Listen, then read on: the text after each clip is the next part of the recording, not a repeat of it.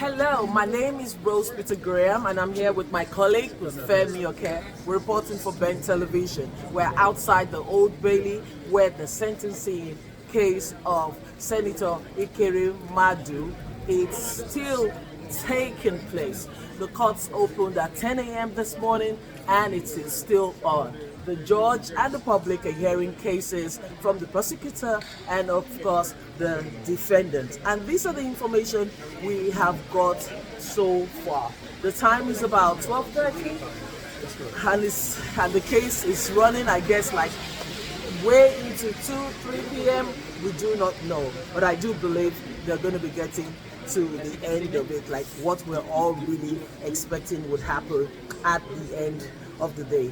I'm just going to talk to you about some of the issues the prosecutor put forward, and he talked extensively about Senator Ekweremadu and especially his lifestyle, being a rich Nigerian senator, and he has been in the Senate for what, over 20 years?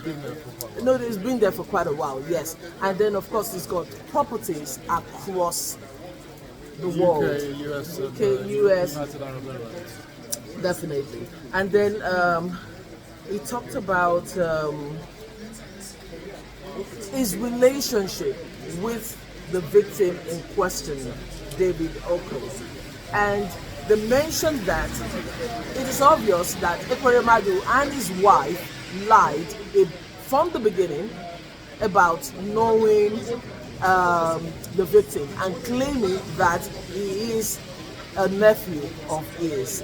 But whereas the text messages and WhatsApp messages told differently, because he kept on referring to him as that guy, and of course with the wife. And there was one thing that actually really touched me about this case today, is the fact that they were able to point out that Ekweremadu and his wife treated the victim nonchalantly. We are talking about someone who you're hoping would give your child a part of his body, and you're treating him nonchalantly. And I noticed the prosecutor is actually basing his case around that. Yeah, well, what's happening is that the prosecution obviously are looking for the most stringent sentence. This is a landmark case of human slavery. It's the first of its kind in the UK. And they're looking to set an example of this case. So they're actually suing for the maximum sentence, which could be as much as 15 years, which is, we're hoping that we don't get something as draconian as that. But as the facts lie, I think we're hoping for the best. But in all likelihood, we should be expecting at least, in my estimation, at least a 5-year sentence. I think if he gets anything less than 5 years, I think that's a result. Okay, so the world knows that this case started June in 2022, and we've been back and forth on it. And I guess this is the 5th time they're in the court, because they first of all heard this case in Uxbridge Magistrate Court, and then it was at Auburn, and now at the Old Bailey, which is happening the 3rd time. And today, the defense team said the prosecutors, in their response to the prosecutors, they made known that the prosecutors are exaggerating their facts. Yeah, obviously the defense will be looking to minimize this case and say that, look, this isn't necessarily a landmark case as such, but it's a small case, and they're trying to minimize it so that the defense can have a lighter sentence. But as I said earlier, the prosecution have sort of highlighted the case and said that the Ekweremadus are chief protagonists in this element, that it's a conspiracy of them, and that both Mr. and Mrs. Ekweremadu are the key instigators in this manner. There's no difference between the two. It's a conspiracy, it's been proven, they've been found guilty.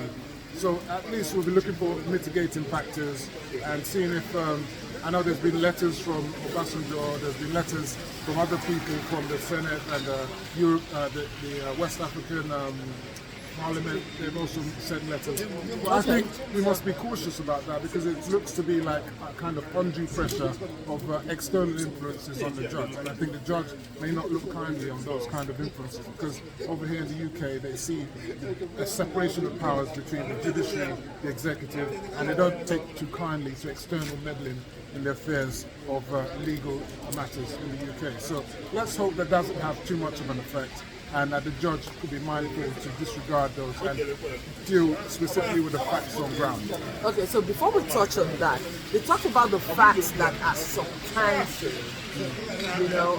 That the case was a premeditated crime, conspiracy to traffic this individual. They've been found guilty, so we can't discuss that anymore. The guilt has been established by a jury, it's not by the judge. The jury have found them guilty, so it's not in question. They can as well possibly appeal. In all likelihood, I'm not sure if it's wise for them to appeal, but they can do that. That's always within their legal rights to do so. But in the meanwhile, today is sentencing, and so we're just looking to see, as Nigerians who feel sorry for the plight of a daughter, she's got Yeah, so I lost track of what I was saying, but just to say that Yes. You were talking about them meddling into all the letters that they've been sentenced already. Yeah, well, I can't believe this is happening. anyway, they've been sentenced already. So, Yeah.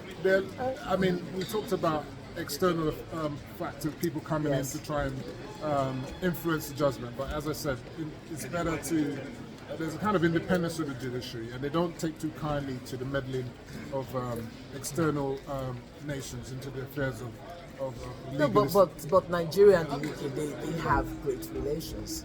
But there's supposed to be independence of the judiciary, the rule of law, and we need to respect the judges, and hopefully that he will deal specifically with the case on hand, and hopefully, and that's what I was actually saying, that they should look more into the fact that this is a human case, although it's on both sides. So you've got the plight of the daughter, who's got kidney issue, and they were doing it in the best interest, like any mother and father would, try to save the life of their daughter. And that's what it's really about.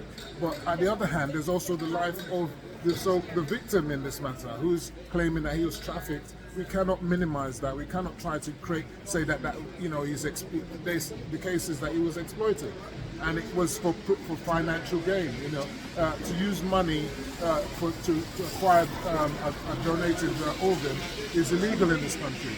You understand? And so it's a case of two lives here: the lives of the Ekwerimadu's daughter, or the life of the donor.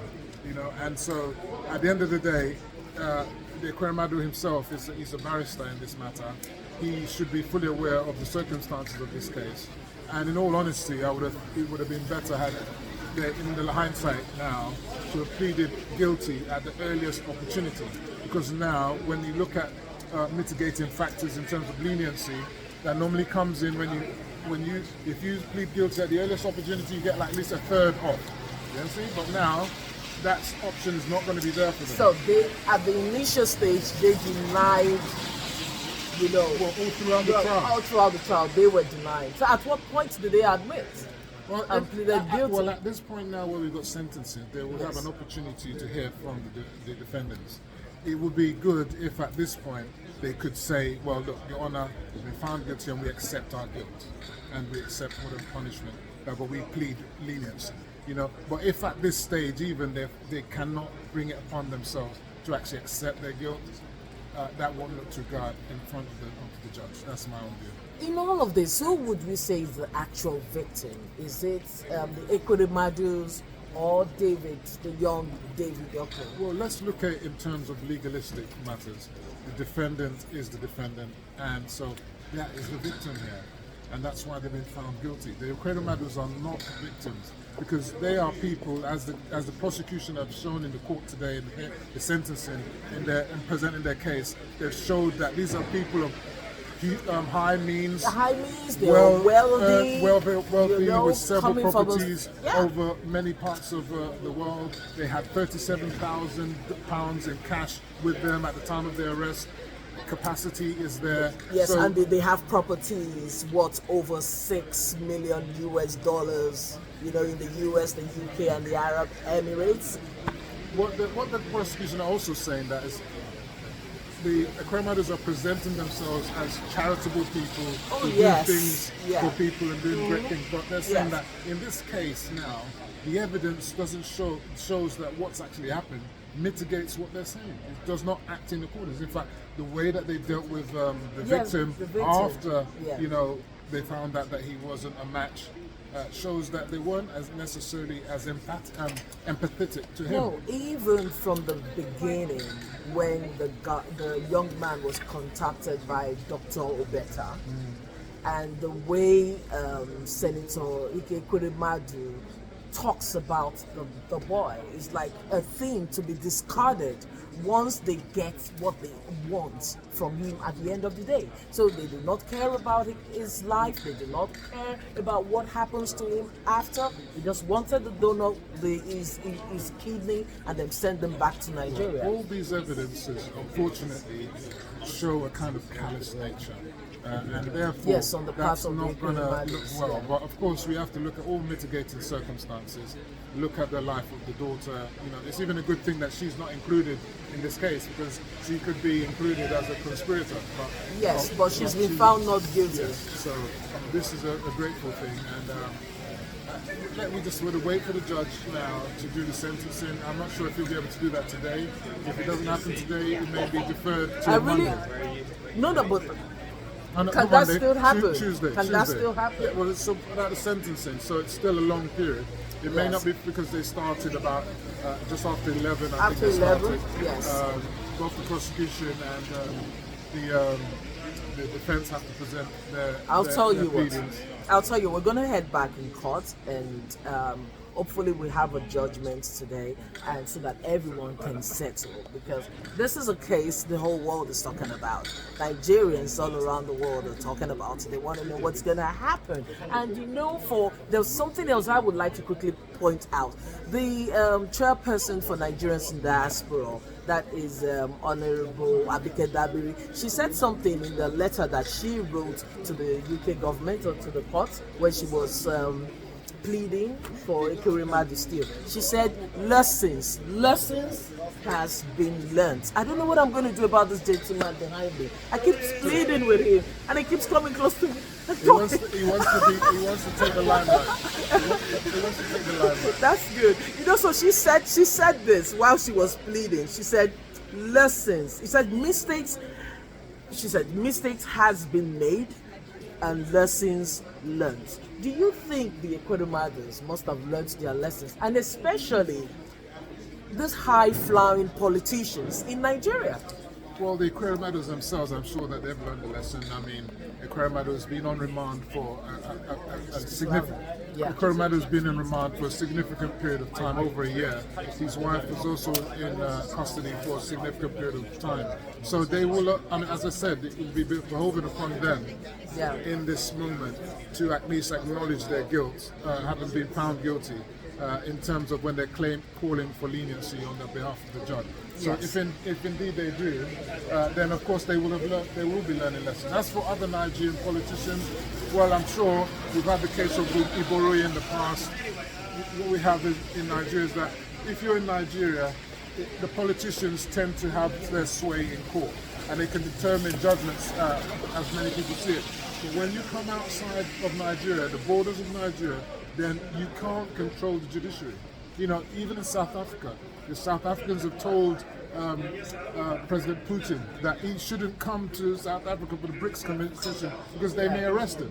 You see, this is the kind of thing that we should be looking up to judiciary. International Court of Justice. We should be looking to really hold our own judiciary in Nigeria to those kind of high standards. You know, so that they're above board and they will dispense with justice dispassionately. However, you know, we've got the case of the election tribunal coming on. Many people are saying that they're not sure whether they're going to do a good job, but we'll see. To me, whatever decision that the tribunal makes, it is the decision that will be upheld, and then of course it can be appealed and goes to the Supreme Court. Whatever decision that they make is final, and everybody must accept that decision.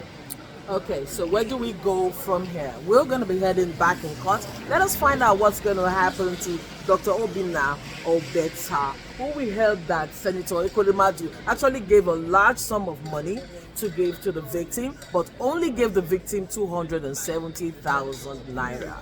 That is actually from an unconfirmed source. We heard that, but he is actually on trial for.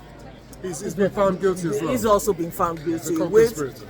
with the husband and the wife. So let us find out. Let's go find out the sentences that would be, If I could just add, he's claiming that obviously he's a minor part of the conspiracy because, of course, he's the doctor and that he's following instructions, if you like. So, but at the end of the day, he's a key member of the conspiracy. Okay then. So now let's go and find out the sentences that will be handed down to this team of three. Thanks for watching.